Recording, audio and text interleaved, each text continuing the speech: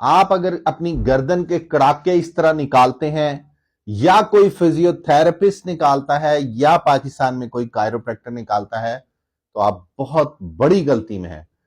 ये कड़ाके आपके दोनों बाजू मफलूज कर सकते हैं।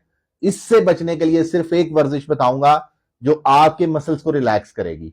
आपके ये वाले मसल्स टाइट हैं, तो आपने इस साइड वाले हाथ को पीछे बांध लेना है। इस सर को आपने साइड बेंडिंग करनी है, उस तरफ अपने कंधे को लगाने की कोशिश करनी है, वो लगेगा नहीं। फिर आपने इस तरफ रोटेशन करनी है, घुमाना है, और छत की तरफ देखना है। दूसरे बाजू से आप सपोर्ट ले सकते हैं।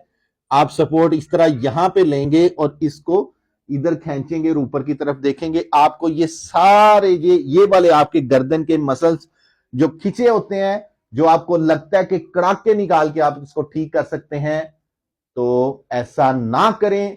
अपनी जिंदगी से, अपनी सेहत से प्यार करें। हमारी वर्जिशों को फॉलो करते रहें। अल्लाह हाफिज।